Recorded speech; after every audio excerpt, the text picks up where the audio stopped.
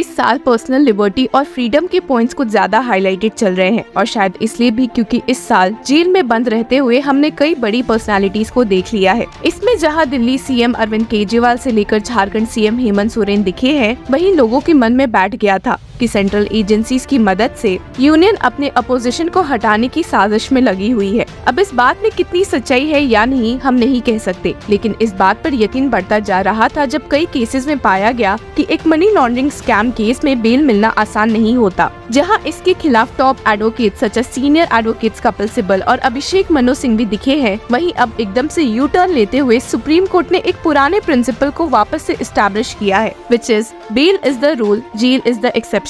ये प्रिंसिपल हमने अब तक कई लीडर्स के केस में देखा है, जैसे कि मनीष सिसोदिया की बात कर ले या फिर की कविता की, जिन्हें अभी कुछ दिनों पहले ही सुप्रीम कोर्ट से राहत मिली है। जहां सुप्रीम कोर्ट के ये प्रिंसिपल री एस्टैब्लिश करने की वजह से लोग इतने खुश दिखे हैं, वहीं दूसरी तरफ एक शख्स है जिसपे ये प्रिंसिपल काम करता हुआ बिल्कुल भी नहीं दिख रहा। और यहाँ बात हो रही है जेएनयू स्कॉलर उमर खालिद की, जो पिछले 4 सालों से जेल में बंद है। 2020 दिल्ली राइट्स में उमर खालिद का नाम कुछ ऐसा फंसा कि बेल की मांग करते हुए वे पिछले 4 सालों से दिखे हैं। और अब जब दिल्ली हाईकोर्ट के सामने ये प्ली आई है, तो क्या उन्होंने खालिद को राहत दी है या एक दूसरा झटका आगे दिखते हैं। पर ये कतराया नहीं जा सकता कि उमर खालिद के साथ काफी गलत हो रहा है और खुद इस खराब कंडक्ट में एक हाथ सुप्रीम कोर्ट का भी रहा है। जब बेल की मांग करते खालिद की ओर से senior advocate Kapil Sibal supreme court पहुंचे थे, तो उनके मामले को एटलीस्ट 14 बार अर्जन किया गया था, जिसके बाद खुद हार मानते हुए उन्होंने ये प्ली विड्रॉ कर ली। कहीं न कहीं लोगों को सुप्रीम कोर्ट का कंडक्ट बिल्कुल पसंद नहीं आ रहा है, जहां वे पीएमएलए केसेस में अब बेल देने लगे हैं और स्पेशली डिले इन ट्रायल के मामले को देखकर तो भला।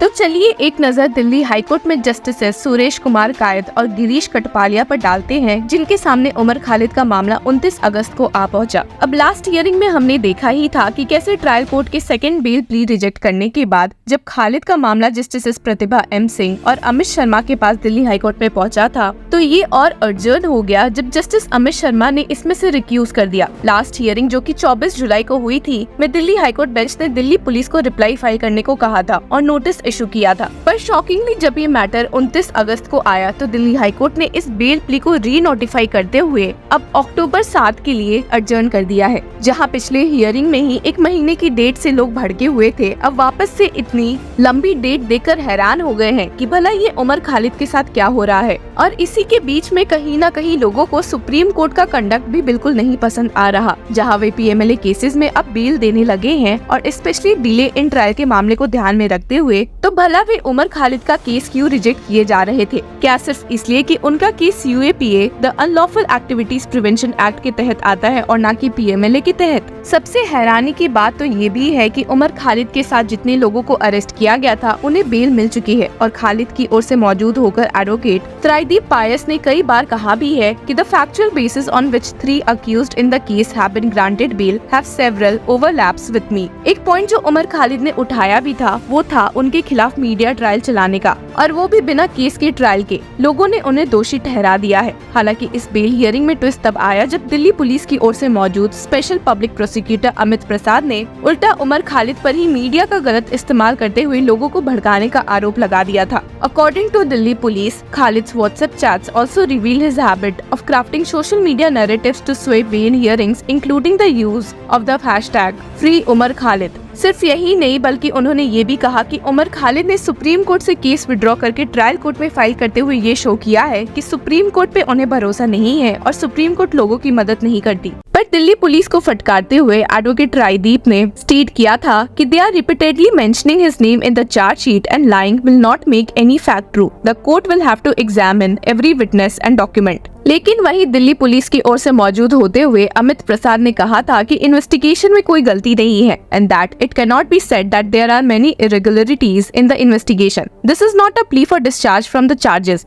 more serious allegations against the other accused in this case। Case में सबसे बड़ा ट्विस्ट ये भी है कि खालिद के काउंसिल एडवोकेट पायस ने स्टेट किया है कि उनके क्लाइंट के खिलाफ कोई टेरर लॉज अप्लाइड भी नहीं है and stated no section of the terror law has been applied against Umar Khalid.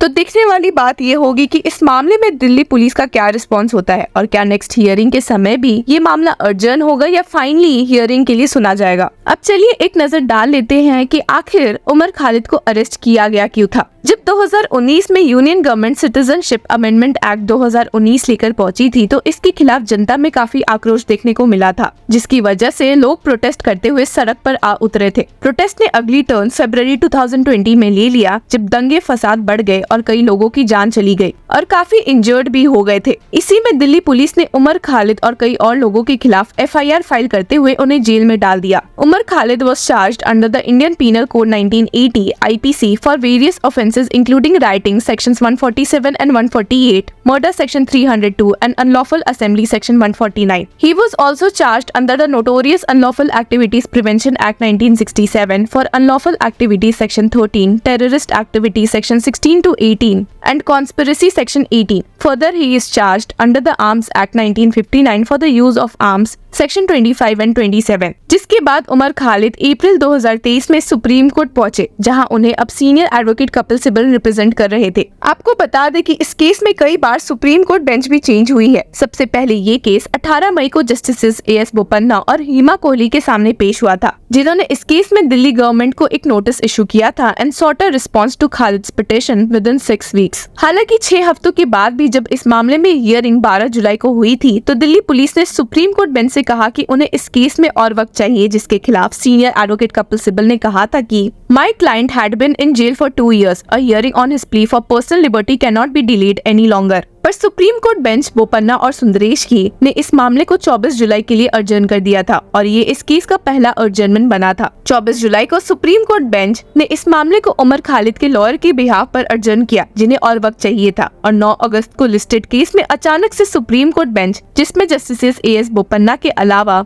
Justice PK Mishra मौजूद थे, ने खुद को इस मामले से रिक्यूज कर दिया, जिसके बाद ये केस वापस से अर्जन हुआ। 17 अगस्त को matter supreme court cause list से ही ड्रॉप आउट कर दिया गया, क्योंकि ये जस्टिस AS बोपन्ना और PK मिश्रा के सामने ही लिस्टेड था, इसके बावजूद कि जस्टिस PK मिश्रा इस केस से खुद को रिक्यूज कर चुके थे। इसी के साथ उमर खालिद ने एक दूसरी रिट पिटिशन सुप्रीम कोर्ट में फाइल कर दी थी, challenging the constitutionality of UAPA provisions, जिसके साथ ही सुप्रीम कोर्ट बेंच ने 31 अक्टूबर को उमर खालिद की बेल प्ली पिटिशन भी टैग कर दी थी और जिसके और कुछ एडजर्नमेंट्स के बाद जाकर उमर खालिद ने अपनी प्ली ही विड्रॉ कर ली थी। पर सवाल यही है कि जब सुप्रीम कोर्ट ने भी माना है कि PMLA जैसे केसेस में bail is still the rule, तो फिर यही प्रिंसिपल UAPA के केसेस में और स्पेशली उमर खालिद के केस में कब अप्लाई होगा और कब तक इस मामले में उन्हें बेल की गुहार इस कोर्ट से उस कोर्ट में लगानी पड़ेगी। अपनी राय हमारे साथ जरूर शेयर करें। Until then, keep following law चक्रा।